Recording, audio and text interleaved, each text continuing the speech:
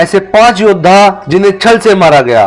कौन थे वो योद्धा और इन योद्धाओं को आखिर छल से क्यों मारा गया था? ऐसे तो महाभारत को धर्म युद्ध कहा जाता है, लेकिन इस धर्म युद्ध में छल करने से कोई भी पीछे नहीं हटे, चाहे वो कौरव हो या पांडव। कौरव और पांडव पक्ष में कुछ ऐसे योद्धा थे जिनका वध नियमानुसार करना असंभव था। इनमें इतना पराक्रम था कि इन्हें देवता भी परास्त नहीं कर सकते थे, इसलिए युद्ध का नियम भंग करके उनका वध करना पड़ा था। आखिर वो योद्धा कौन थे और कैसे उनका वध किया गया था, वो हम आज की इस वीडियो में जानेंगे। लेकिन वीडियो में आगे बढ़ने से पहले हमारे चैनल को सब्सक्राइब अवश्य कर लीजिए। सबसे पहले जिस योद्धा को छल से मारा गया था वो थे पितामह भीष्म। भीष्म गंगा माता के पुत्र थे। उनके गुरु स्वयं भगवान परशुराम थे। एक बार तो अपने गुरु परशुराम के साथ ही भीष्म का युद्ध हो गया था। इस युद्ध में भीष्म और परशुराम जी एक दूसरे पर विनाशकारी अस्त्र शस्त्र चला रहे थे, लेकिन इस युद्ध का कोई परिणाम नहीं निकल सका था। आखिर में इस युद्ध को रोकने के लिए देवताओं को आना पड़ा था। जब कुरुक्षेत्र का युद्ध शुरू हुआ था तब पितामह भीष्म कौरवों के प्रथम सेनापति बने थे। भीष्म के बाणों के आगे पांडव पक्ष का कोई भी योद्धा टिक नहीं पाया। भगवान श्री कृष्ण ने इस युद्ध में शस्त्र न उठाने का प्रण लिया था, लेकिन भीष्म ने अपने पराक्रम से श्री कृष्ण को अपनी प्रतिज्ञा तोड़कर शस्त्र उठाने पर मजबूर कर दिया था। अगर पांडव किसी भी तरह भीष्म का वध न करते तो वो युद्ध जीत नहीं सकते थे। इसलिए शिखंडी को सामने रखकर अर्जुन ने भीष्म के बाणों से छलनी कर दिया था। भीष्म की तरह द्रोणाचार्य भी महापराक्रमी थे। कौरव और पांडवों को उन्होंने ही शस्त्र चलाना सिखाया था। भीष्म के बाद द्रोणाचार्य कौरवों के सेनापति बने थे। वो अपनी रणनीति के द्वारा पांडवों का भारी विध्वंस कर रहे थे।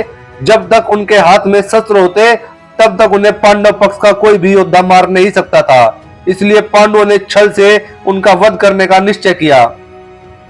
पहले भीम ने एक अश्वत्थामा नाम के हाथी का वध किया। इसके बाद पांडव द्रोणाचार्य के सामने कहने लगे कि उन्होंने अश्वत्थामा को मार डाला है। गुरु द्रोण के पुत्र का नाम भी अश्वत्थामा था। पांडवों ने सोचा था कि अपने पुत्र अश्वत्थामा के वध की खबर सुनकर द्रोण अपने शस्त्र त्याग देंगे और तब पांडव उनका वध कर पाएंगे, लेकिन द्रोणाचार्य ने पांडवों की इस बात पर विश्वास नहीं किया। वो बोले, धर्मराज युधिष्ठिर कभी भी झूठ नहीं बोलते, इसलिए अगर युधिष्ठिर उनके पास आकर कहेंगे कि उनका पुत्र अश्वत्थामा मारा गया तभी वो इस बात पर विश्वास करेंगे। इसके बाद धर्मराज युधिष्ठिर ने द्रोणाचार्य के पास आकर कहा कि अश्वत्थामा मारा गया है, लेकिन हाथी। युधिष्ठिर ने लेकिन हाथी बहुत धीरे स्वर में कहा था, जिसके कारण द्रोणाचार्य को वह सुनाई नहीं दिया और वो समझने लगे कि उनका पुत्र अश्वत्थामा मारा गया है। इसके बाद द्रोणाचार्य ने अपने शस्त्र त्याग दिए। तब धृष्टद्युम्न ने तलवार से गुरु द्रोण का सर धड़ से अलग कर दिया। अर्जुन की तरह उनके पुत्र अभिमन्यु भी बहुत ही पराक्रमी थे। महज 16 साल की उम्र में उन्होंने कुरुक्षेत्र में युद्ध में भाग लिया था।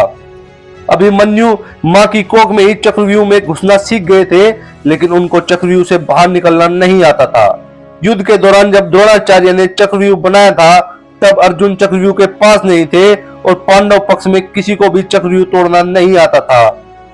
केवल अर्जुन को ही चक्रव्यूह में घुसने का ज्ञान था और उससे बाहर निकलने का भी संपूर्ण ज्ञान था। जब कोई भी योद्धा चक्रव्यूह को भेदने का साहस नहीं किया तब वीर अभिमन्यु उसके सामने आए और बहुत ही आसानी से चक्रव्यूह के भीतर घुस गए। अभिमन्यु जितना चक्रव्यूह के भीतर घुसते गए उनका सामना एक से बढ़कर एक महारथी से होता गया, लेकिन अभिमन्यु के पराक्रम के आगे कोई भी योद्धा टिक नहीं पाया। तब सारे महारथियों ने एक साथ मिलकर अभिमन्यु पर आक्रमण किया, जो कि युद्ध के नियम के विरुद्ध था। अभिमन्यु की सहायता के लिए कोई भी पांडव भीतर नहीं घुस पाए। आखिर में लड़ते लड़ते चक्रव्यूह के भीतर अभिमन्यु मारे गए थे। सूर्यपुत्र कर्ण ने सदा दान पुण्य किया और अपने दिए हुए वचनों का मान रखा। सच्ची मित्रता निभाई, लेकिन उनके साथ हमेशा छल हुआ और अंत में उनका वध भी छल से ही किया गया। कर्ण के पास ऐसे कवच और कुंडल थे जिसे किसी भी अस्त्र से नहीं भेदा जा सकता था।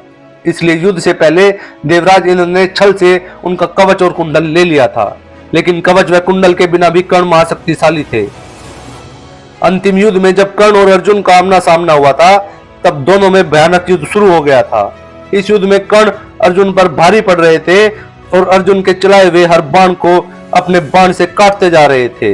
युद्ध के दौरान कर्ण ने 11 बार अर्जुन के गांडीव धनुष की प्रत्यंचा को काट डाला था। इस युद्ध के दौरान कर्ण ने अपने सर्पमुख बाण से अर्जुन को लगभग मार ही डाला था। अगर भगवान श्री कृष्ण अर्जुन की रक्षा न करते तो अर्जुन कर्ण के हाथों जरूर मारे जाते। भगवान कृष्ण भी जानते थे कि जब तक कर्ण के हाथ में शस्त्र होगा तब तक कर्ण को किसी भी तरह परास्त नहीं किया जा सकता। इसलिए जब कर्ण के रथ का पहिया भूमि में धंस गया था और वह जब बिना शस्त्र के भूमि पर थे, तब श्री कृष्ण ने अर्जुन को कर्ण को मारने के लिए बोला। तब निहत्थे कर्ण पर बाण चलाकर अर्जुन ने उनका वध कर दिया था। कर्ण की तरह भूरिश्रवा को भी अर्जुन ने छल से मारा था। युद्ध के 14वें दिन भूरिश्रवा और सात्विकी का युद्ध चल रहा था। युद्ध के दौरान भूरिश्रवा ने सात्विकी के रथ को तोड़ दिया था और सात्विकी को जमीन पर पटक दिया। इसके बाद भूरिश्रवा तलवार निकालकर सात्विकी को मारने ही वाले थे, तब अर्जुन ने पीछे से बाण चलाकर भूरिश्रवा की दोनों भुजाएं काट डाली और इसके बाद उनका वध कर दिया।